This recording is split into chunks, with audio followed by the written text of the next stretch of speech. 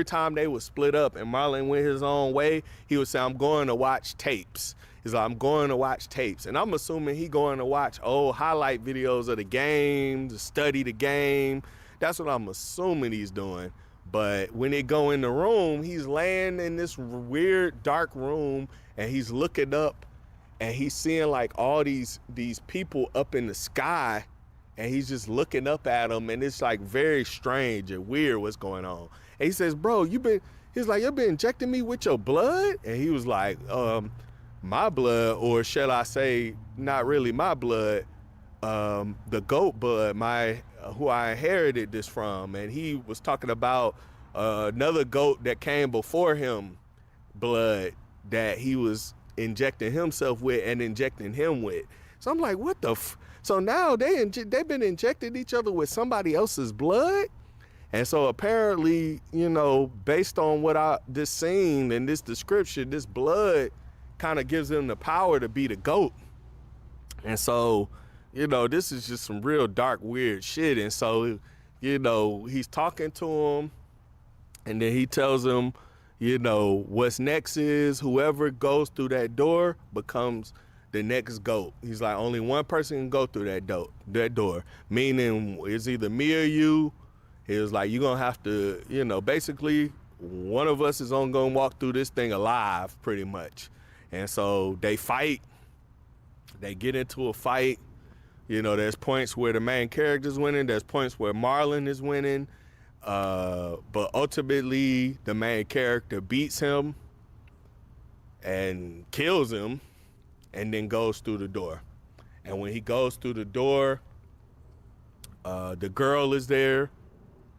And then there's the guys, the San Antonio saviors are there, and they're all there wearing these masks. I think they're wearing like goat heads, pigs. They're wearing pig heads over their heads.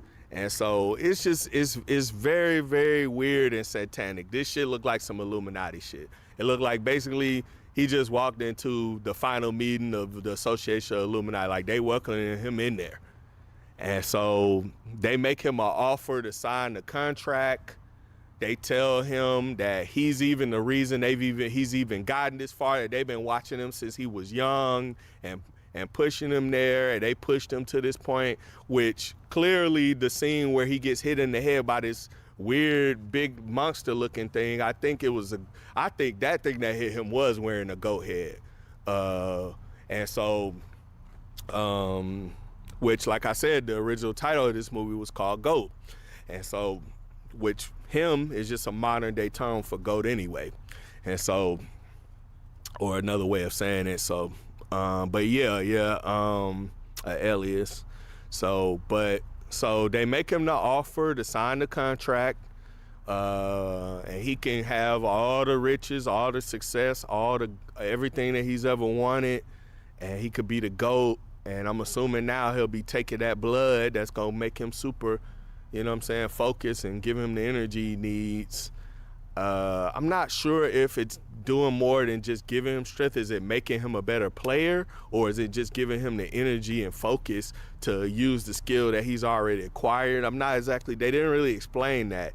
They don't really explain a lot, really, to be honest. They really just give you the bare minimum of what's going on, and you're wondering where all this shit is coming from, but this shit feels very demonic for sure.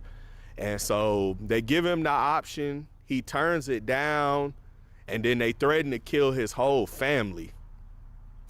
So then he loses it. He picks up this big, like, axe-looking hammer, and he goes ham and just kills everybody in that mug. I mean, he is going stupid, like, just tearing these guys up. He's got blood all over his body. I'm talking about killing these dudes. I think he gets down to the last guy. The guy's right there. He about to hit him, but he doesn't do it. But I think, the girl, she grabs a knife, and I think I remember her falling and the knife she ended up accidentally stabbing herself in the face. And so that was crazy. That was kind of funny when that happened. Yeah, I think I definitely remember laughing at that part. I was like, God dang. It reminds me of in this one movie where a guy tripped and fell and shot himself in the face. And so that was pretty funny. But anyway, so she trips and stabs us in the face. Like I said, I got a dark sense of humor, man. Don't judge me too hard. Feel free. Hey, it is what it is. I'm only human. So, but anyway, I thought it was funny when she tripped and stabbed herself in the face. But he kills all the people in the room for the most part. And that's pretty much the end of the movie. And so the movie was very, very weird, man. Weird movie, dark movie. I kind of feel like it's a possibility that they might have been the people that killed his dad as well. All the things that I feel like they did was to push him to this moment. And I feel like killing his dad is kind of what pushed him to focus on football, because that's what his dad always wanted. And I think they knew that. And I mean, also we obviously know that big goat monster that hit him in the back of the head, that was them as well on the field. But it's just kind of weird. Like, a lot of the stuff that happens in this movie is just very, very strange. It's gotta be some type of supernatural things going on in this movie. Like, the visions that he thought he was seeing were, I believe, real scenes that really happened. My only understanding that I could connect was if he had made this deal with those people, that he was signing a deal with the devil to be the greatest.